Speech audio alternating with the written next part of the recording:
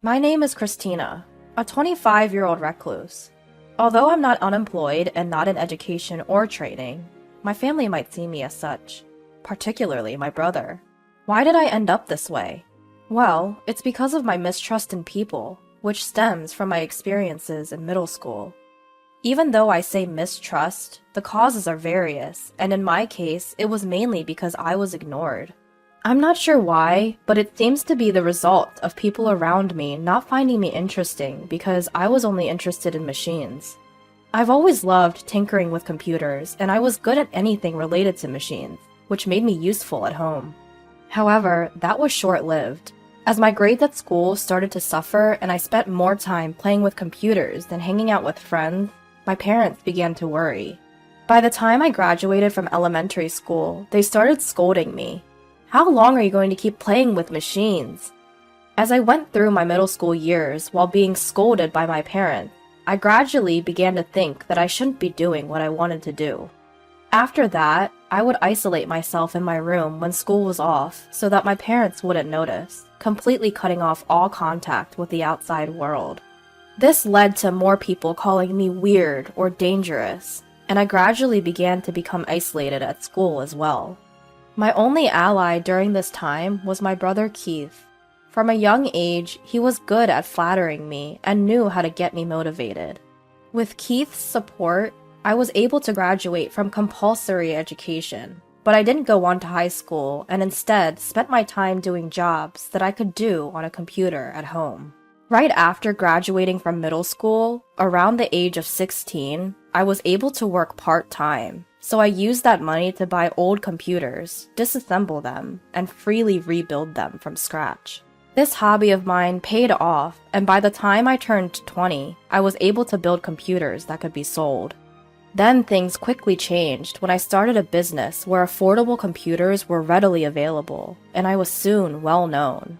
At 25, I have made a small fortune and have even managed to earn an income that allows me to put $2,500 into my parents' household every month and still have money left over. Although I had talked to my parents about my job several times, they didn't understand it, and after a few arguments, they established the stance that as long as I could support myself, they didn't care what I did. Thanks to this, my parents no longer interfered with my actions because I was contributing money and I was able to live freely at my parents' house. However, the one who didn't think highly of me was my brother. My brother, who had been my ally and the only one who understood me when I was a student, used to be very kind.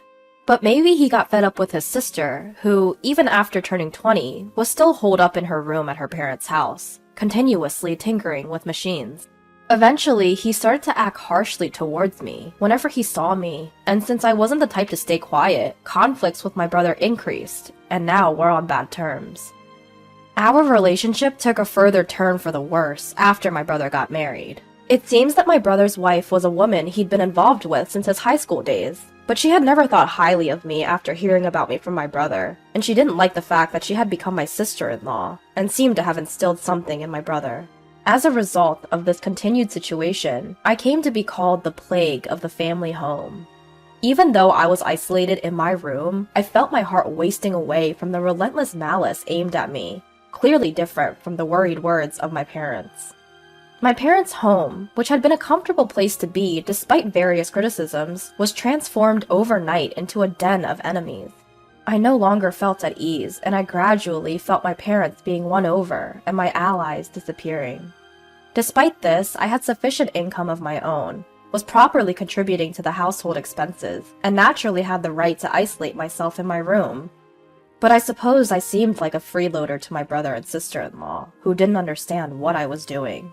They gradually started saying things like, "We're going to drive you out of the family home and live here with our parents." I was fully estranged from my brother and his plans to live in the family home by kicking me out, so I thought it wouldn't really matter if I left once I found a new place to live. After all, if I was being kicked out of the house, there would be no need to contribute to the household expenses like I had been doing, which meant I could save that money instead. It was something to be grateful for in a way. When I was considering leaving the family home, my brother suddenly started talking about inheritance. Apparently, my brother had misunderstood that the reason I could live comfortably, even though I was unemployed and holed up in my room, was because our parents had money. So when the subject of me leaving the house was brought up, I was told, "We'll take care of mom and dad, so we should inherit their assets. You should just renounce your claim to the inheritance." The reason our parents could live their lives doing what they liked at home every day without working was precisely because of the living expenses I was providing. I didn't think they could continue to live as they had without that money, but in my brother's eyes, I was just a burden holed up in my room. I thought I might as well leave as things were, but I decided to confirm one more time out of compassion. "Are you really okay with me leaving?" I asked. My brother laughed at me condescendingly and said, "We'd be glad if you could just get out already." I realized once again how little he understood. He doesn't get it at all. And felt sorry for him and his wife, which further solidified my resolve to leave our family home. A few days after my brother's declaration that I should leave, I was still holed up in my room. During this time, the efforts of my brother and sister-in-law to get me out were relentless. They were persistently knocking on my door, instigated mom to stop providing meals for me, and even started saying things like, "Do your own laundry." However, these were all things I would have to do if I were to live alone. I didn't find it particularly troublesome. It wasn't like I was just letting things happen and accepting what I was told. I was having my place unfairly taken away from me. Of course, I was not going to let it go without preparing for some revenge. I am good with machines. Perhaps my brother had forgotten that. He didn't realize what it meant for me to have free access to a computer. I am not so magnanimous or gullible as just to quietly leave when I'm told to. My brother's marriage, with me being a shut-in sister, was the only opportunity for our parents to see a grandchild. Knowing that my parents, who were blinded by this, approved of me leaving, I decided to set a trap that would be activated when I left the house. A trap that would start as soon as I left this house. Haha! Finally, I found a new place to live, finished the necessary procedures, and decided to leave my family home. Just before I left my family home, I left a parting message for my parents and brother. "I've been providing for the family, and you've forgotten all the good I've done. I hope you realize who the real curse on our family wealth is." My parents seemed taken aback for a moment, but they probably believed my brother would somehow manage. In the end, all three of them brushed off my words as sour grapes. I'm sure they didn't take what I was saying seriously. However, I thought it was best this way for now, so I decided to go ahead and leave the house. I brought over a considerable amount of equipment from my family home and bought additional items, as well as necessary furniture and appliances. I arranged everything the way I liked it, furnished the place with my favorite interior design, and created a supremely comfortable space. I found myself working more efficiently than ever. Living alone was initially daunting, but it was so easy to live in this environment that I wished I had done this sooner. The locals were also very kind and friendly, and life was surprisingly comfortable. Since I left my family home and started doing everything myself, I've been having a blast, experiencing many things for the first time. In stark contrast to my fulfilling days, I wondered if life at my family home was getting tough since they lost my income, when suddenly I got a call from my mother. "Hey Christina, did you do something to our machines?" "What? Do something to the machines?" "Yeah, there's something off with the computers and electronics." "I have no idea about that. I used to look after them for free because we were family, but since you treated me like a nuisance and kicked me out, even if you're my parents, you'll have to pay the regular price." "What? You're really greedy. We're your parents. At least give us a discount." "Well, in that case, I'd prefer to give my friends a discount. Unlike you, my friends don't treat me harshly." "Fine, you cheapskate!" Inwardly, I thought, oh, it's that issue. And while relieved that another trap had not been sprung, I handled the situation. My mother, however, must not have liked my reaction. She hung up abruptly, like a petulant child, and even sent a spiteful email saying something along the lines of, "Mean kids lose their friends." It made me wonder who the real adult was. Honestly, it was self-centered, if not selfish. As for what I had done to the family computer, I had merely returned all the status adjustments I had been doing for free for my family back to their original state. I bet to a novice, it probably seems like the computer started malfunctioning on its own. When I told them to request the company to fix it as an individual, they threw a tantrum. But well, it's within my expectations, so I decided to let it be. 6 months after being kicked out of my home, and just as I was getting the hang of living alone, my father gave me a call. I hate to ask, but can you lend me some money? Excuse me? Lend you money? What do you mean?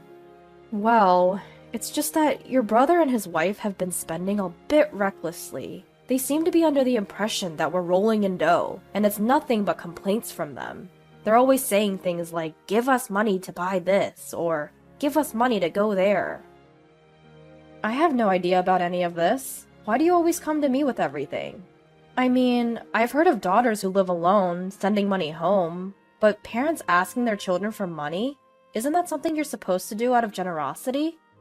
That's easier said than done. Well, even $500 would help. I'm not giving you anything. I won't lend you money either. I have no intention of helping you out financially anymore.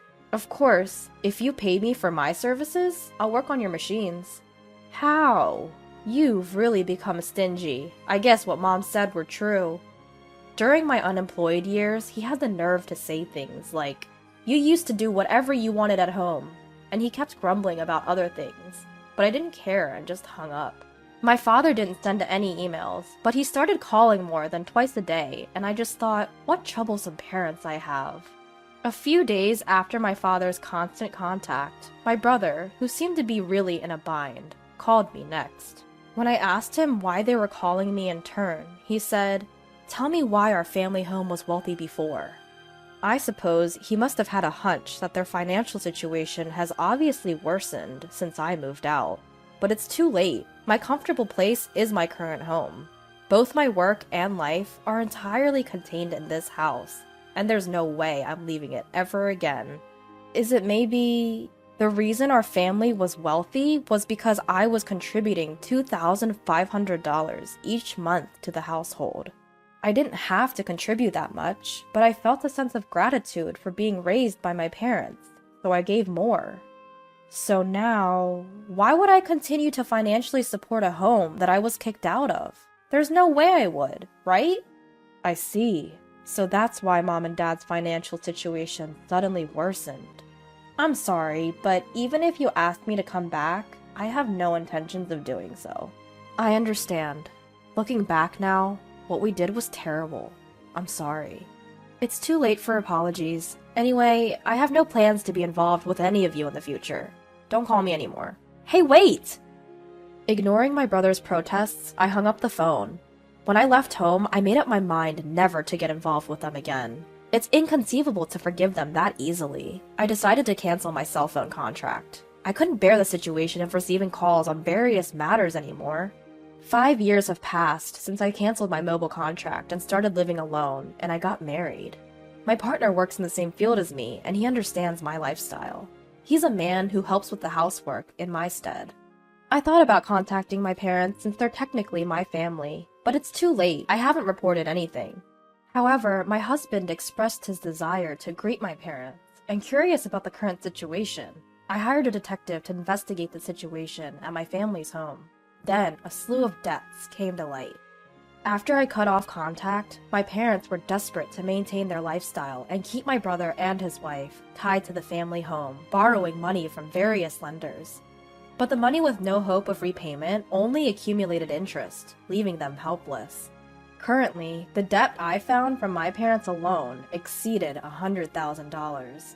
The house was used as collateral for the debt, and the place where my family home once stood is now a vacant lot. While I felt a bit sad because of my attachment to my family home, I concluded that they reaped what they sowed and decided to investigate my brother's current situation. My brother seemed to have suggested a divorce due to his wife's extravagant spending habits, but she didn't accept it at all. They're currently going through a divorce lawsuit, but this will not last long as it is both time and money consuming. His wife hired a lawyer from somewhere and is resisting the lawsuit, insistent on not parting with my brother, leaving her at an impasse. My brother and his wife don't have children yet, and it's just a rumor, but apparently my brother is infertile.